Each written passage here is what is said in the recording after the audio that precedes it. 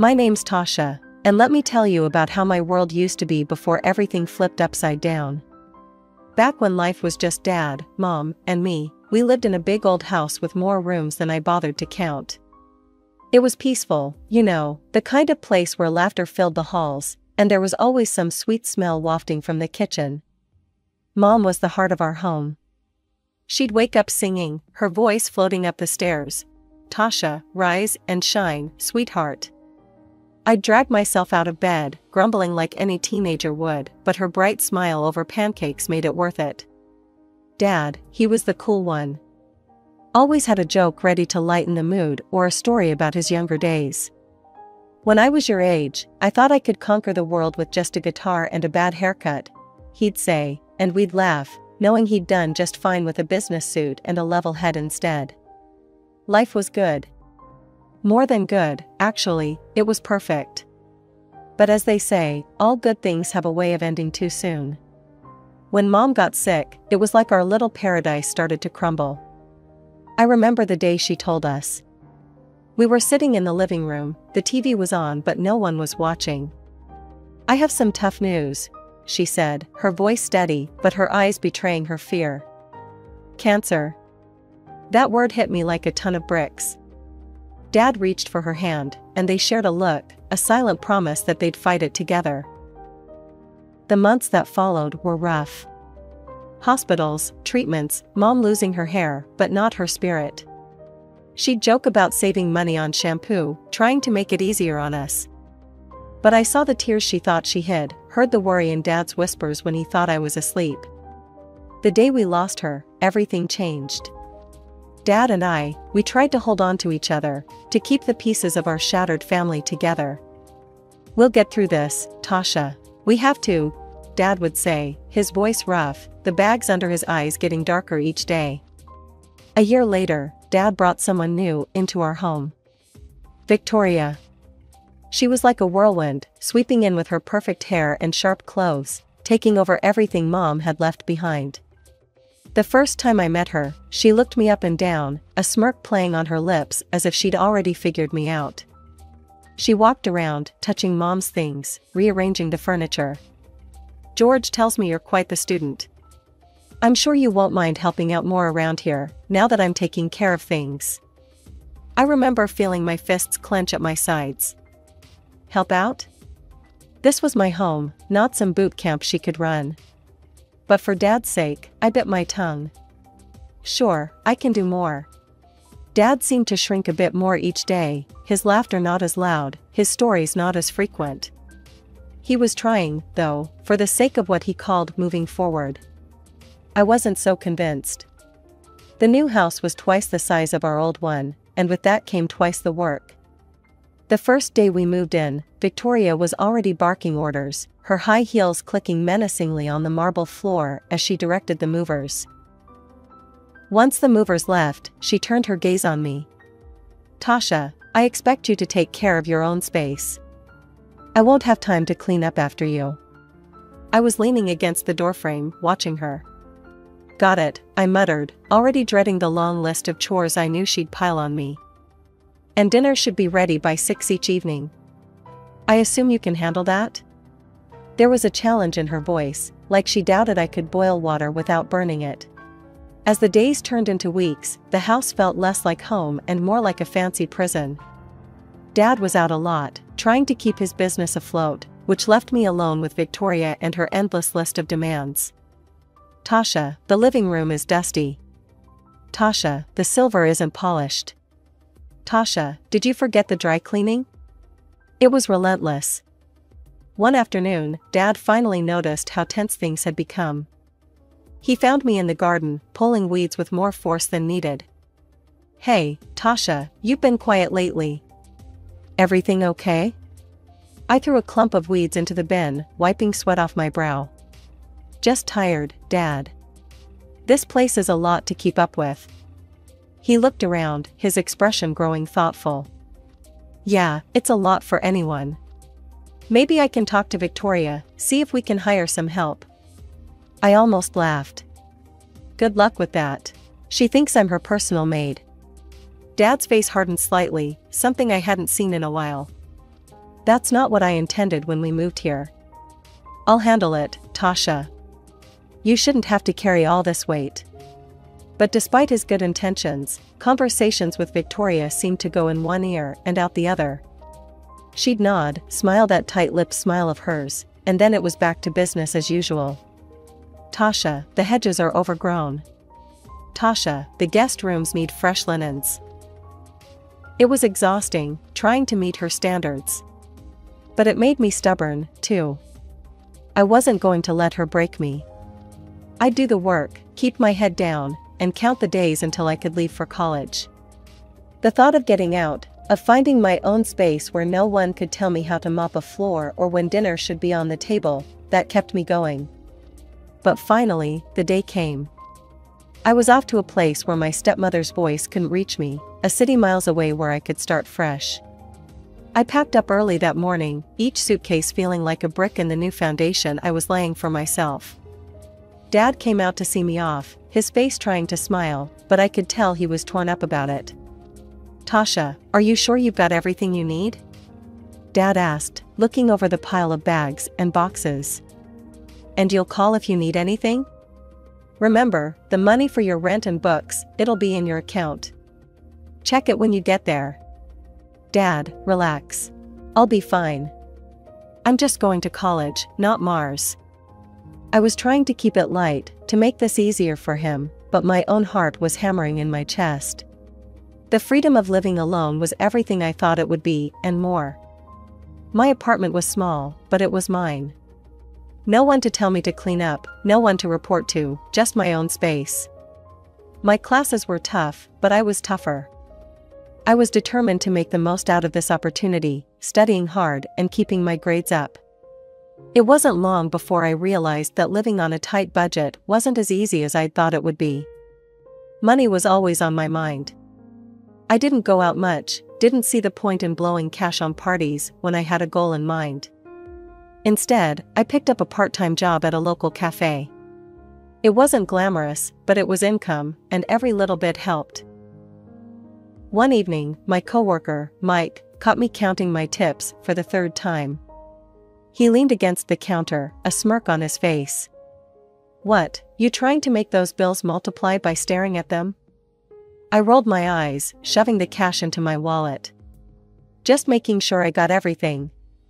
Budgeting isn't exactly a thrill. Mike laughed, pulling off his apron as he prepared to close up. You know, you could ease up a bit. Come out with us tonight. We're just grabbing a drink to unwind. I hesitated. It was tempting, but sorry, I can't. Need to save every penny I earn. Maybe next time.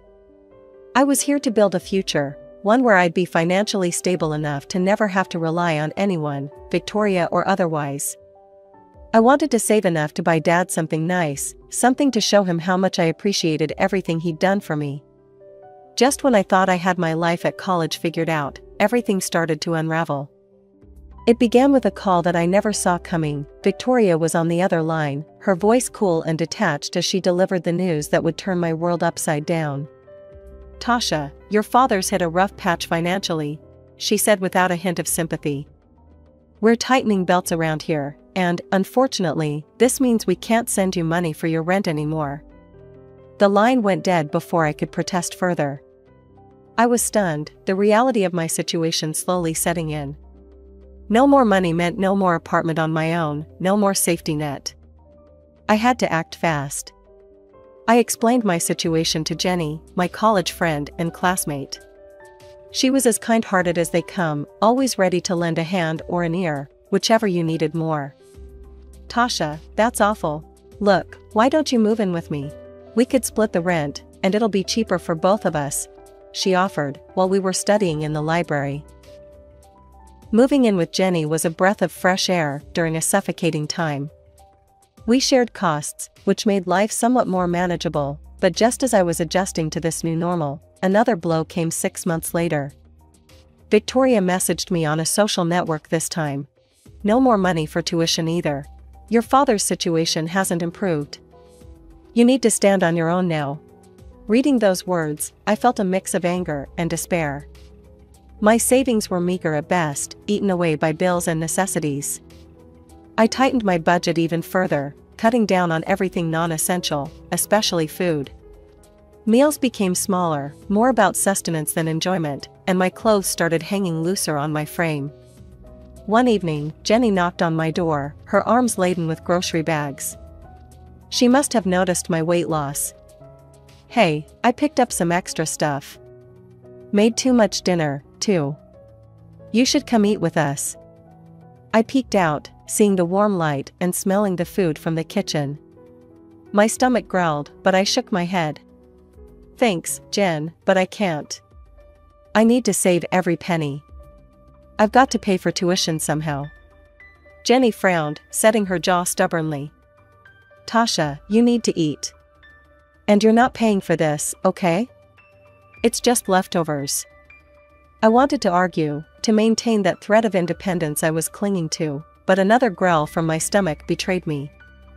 "Okay, maybe just a little. Thanks, Jen." As the semester wore on, I threw myself into my studies with even more fervor, if that was possible. The only way out of this financial mess was through scholarships, and I wasn't about to let anything jeopardize that. Jenny often tried to coax me into taking breaks, coming to parties, or just hanging out with friends. "Tasha, come on, you can't study all the time. Come out with us tonight. It'll be fun, and you need a break." I always had the same answer. "I can't, Jen. I really need to ace these exams." "But you're always working or studying. When do you ever relax?" Jenny protested, her concern evident. "Relaxing doesn't pay the bills," I replied curtly, my eyes never leaving my books. As the pressure mounted, my body began to feel the strain. Long hours at my jobs, followed by longer nights of studying, left me exhausted, running on fumes. But I couldn't stop, not when I was so close to earning that scholarship, not when my entire future was on the line. The shift at the diner had dragged on forever, and by the time I clocked out, the sun was already painting the sky with streaks of orange and pink. Exhausted didn't even begin to cover how I felt, but classes waited for no one, and I had a midterm to prepare for. Dragging my feet to my apartment, I planned to grab a quick shower and head straight to campus. However, as I reached for my keys, a wave of dizziness washed over me. The world spun wildly, and the ground seemed to rush up to meet me. The last thing I remembered was the cold pavement against my cheek, then darkness. I woke up with a start, the sterile smell of antiseptic flooding my senses. Blinking against the harsh fluorescent lights, I found myself in a hospital bed, and 4 drip attached to my arm, and Jenny sitting by my side, her expression a mix of relief and worry. "Tasha, you're awake. God, you scared me. I found you passed out outside your apartment," Jenny said, her voice shaky. "You collapsed, Tasha. The doctors said you're severely malnourished and dehydrated. You've been pushing yourself too hard. You need to rest." Rest was a luxury I couldn't afford. Not now. Not with everything hanging by a thread. But arguing felt like running a marathon, and I didn't have the energy. After a couple of days under observation, I was discharged with strict instructions to take it easy. Instructions that might as well have been written in sand for all the good they did. I headed straight home, my body weak, but my mind racing with all the things I needed to catch up on. Once home, I tried calling Dad.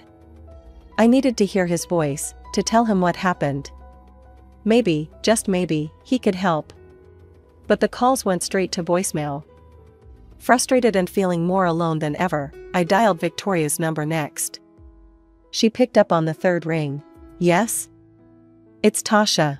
I started, but the words tangled up, thick with emotions I couldn't control. "Your father is out of the country. Business," she interrupted sharply. "And before you ask, no, we can't help. You're on your own." Her words hit like a slap. But "There's nothing more to discuss, Tasha. You're an adult. Handle it." The line went dead, leaving a ringing silence in its wake. I sat there, phone in hand, the weight of her dismissal crushing. It was then, in that quiet apartment, that the reality of my situation truly sank in. I was alone. Utterly and completely. Exams were creeping up, looming over me like dark clouds ready to burst. The stress was a tangible thing, wrapping its fingers around my throat, making it hard to breathe. To keep up with my studies, I had no choice but to let go of one of my jobs. Money, already a trickle, now felt like it had dried up to a few last drops. Sitting across from Jenny in the little diner we frequented, I fiddled with the edge of the menu, my stomach growling but my wallet painfully thin. "Stop looking at the prices, Tasha. I've got this, okay?" Jenny said, her voice firm but gentle. She was trying to be supportive, but accepting help never got easier. "I'll pay you back. Every cent," I muttered, feeling the weight of each word. Jenny rolled her eyes, a smile tugging at her lips. Yeah, I know. Just order something hearty, alright? You look like you could use it."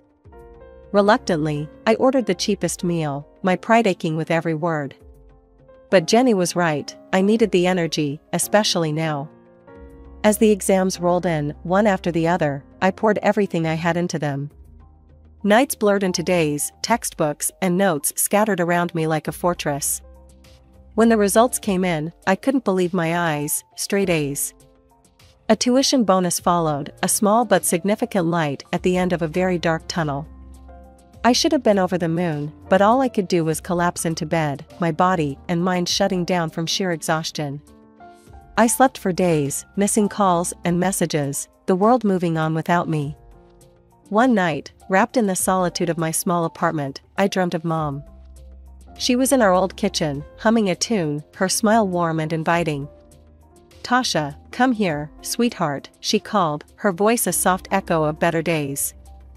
In my dream, I went to her, basking in the feeling of being home, being safe. But as dreams do, it ended, and I woke up in tears, the ache in my chest raw and fierce. The emptiness of the apartment was suffocating, and a desperate need to connect with her overwhelmed me. I made a decision then, one that felt like grasping at straws but necessary. I would go back to my hometown, visit her grave, and maybe, just maybe, find some of that peace I saw in my dream. Checking my bank account, I calculated what I could afford, a cheap bus ticket, the cheapest I could find. Work could do without me for a couple of days, I wasn't much use to them or anyone else in my current state anyway. "Jen, I'm going home for a couple of days," I told her over the phone, my voice more steady than I felt. "Home?" There was a pause, and I could picture her brow furrowing in concern. "Are you sure that's a good idea?" "Okay, but call me, alright?" "Anytime, day or night. Promise?" "Promise," I said, feeling a thread of warmth at her concern. The journey back was a blur, my thoughts a tangled mess of memories and what-ifs. As the bus rolled into the familiar streets of my hometown, a mixture of dread and longing settled in my stomach. It was supposed to be a simple visit, a moment to feel close to Mom again, but as I walked among the familiar gravestones, a figure in the distance caught my eye. My heart skipped, tall, with a familiar stoop of the shoulders, kneeling by a grave. My pace quickened, disbelief and hope churning within me. "Dad?" My voice was tentative, almost afraid to shatter the fragile moment. The figure turned, and our eyes met. There was a flicker of confusion, then recognition, and something that looked a lot like sorrow. "Tasha?" His voice broke, raw with emotion. It had been so long. I ran to him, no longer caring about the cold or the tears that had started to spill over. "Dad, what are you doing here?" He rose quickly, nearly stumbling in his haste, and enveloped me in his arms. I was suddenly 5 years old again, safe and cherished. I had a dream about your mother," he confessed, pulling back just enough to see my face. "She told me to come here today." I gasped, the parallel too stark to ignore. I had a dream about her, too. That's why I'm here. Dad wiped away my tears with an old handkerchief, rough and a bit frayed. "Seems like she's still looking out for us, huh?" "Yeah, seems like it," I agreed, laughter mingling with my tears. "We should talk, Tasha. Come back to the house with me," Dad suggested, his tone hopeful yet cautious. I hesitated, images of Victoria's cold stares flashing through my mind. Are you sure? What about Victoria? She'll manage. You're my daughter, and we have a lot to catch up on. His voice held a firmness I hadn't heard in a long time. The ride to the house was filled with an awkward yet comforting silence. When we arrived, Victoria was in the front yard, pruning roses with sharp snips that seemed to echo her mood. Tasha? What are you doing here? She stood up straight, her eyes narrowing as she took in my presence. I stepped forward, bolstered by Dad's presence. I came to see Dad. We have some things to talk about. Dad nodded at Victoria. Why don't you make us some dinner? We'll be inside. Her mouth tightened, but she nodded stiffly and headed inside. Dad led me into the living room, a space that once felt warm but now seemed curated for appearance rather than comfort. The tension in the dining room was thick enough to cut with a knife. Victoria, looking paler than usual, was fussing about leaving the house on some urgent errand, but Dad's voice stopped her cold. Sit down, we're not done here. Reluctantly, Victoria sat, her hands twisting nervously in her lap. Dad turned his attention to me, his brow furrowed in concern. Tasha, you've lost so much weight. Are you on some sort of diet? I shook my head, a bitter laugh escaping me. Diet? Hardly. It's not choice, Dad, it's necessity. I've been struggling to make ends meet because I've been paying for my tuition and all my living expenses by myself. His confusion was apparent. What are you talking about? I've been sending $3,000 every month to cover your expenses. It's been sent to your account on the 15th every month without fail. I stared at him, stunned. What? Dad, I haven't seen a dime of that money for the last 2 years. I've been working 2 jobs just to pay my bills and tuition. The color drained from Dad's face as he turned to Victoria. Is this true? Where's the money, Victoria? Victoria stood up abruptly, her chair scraping loudly against the floor. I needed it. It wasn't supposed to be permanent. Dad's voice was a low growl. Tell me everything, now. She hesitated, then spilled the beans. I got involved in a financial pyramid scheme. I thought I could make a quick buck, turn around our financial woes, but I ended up in debt. The people I dealt with, they're not the kind you say no to. I used Tasha's money to pay them off. I thought I could replace it before anyone noticed. Dad's hands were shaking. You endangered my daughter's health, her education, over a get-rich-quick scam? And you hid this from me? I didn't know what to do, Victoria whimpered, her usual composure shattered. You're going to leave. Tonight, Dad said firmly, standing up. And we're done here. I want a divorce. After Victoria hurriedly packed some belongings and left, Dad turned to me, his eyes filled with sorrow. Tasha, I'm so sorry. I had no idea. From now on, I'll handle your finances directly. No more middlemen. I managed a small smile. Actually, Dad, I got a scholarship recently. Tuition's covered. His eyes lit up, pride overtaking the anger. That's my girl. Always making me proud. But you deserve a break. How about a vacation? A real one, by the sea. You've earned it. The vacation was like a dream. Blue skies, golden beaches, and the soothing sound of waves. It was a chance to recharge, to put the struggles and pain behind me. I returned with a renewed vigor, ready to tackle my studies with fresh enthusiasm. Now, back at school, I still worked part-time, not out of necessity, but to save up for something special, a gift for Dad, a thank you for everything. Despite the hardships, the challenges, I found myself attending the occasional party with friends, allowing myself to enjoy life, not just endure it. I see you're going out more, Jenny noted one evening as I dressed up. Yeah, trying to find a balance. I guess I'm learning it's okay to have a little fun, I replied, adjusting my earrings. Just don't forget about us when you're famous, she joked, throwing a cushion at me. I won't. Could never, I laughed, feeling lighter than I had in years. As I looked at myself in the mirror, I saw a reflection of someone who'd been through a storm and emerged stronger. I was still careful with money. Some habits are hard to shake, but now it was not out of desperation, but out of a desire to build a future I chose. A future that was finally looking bright.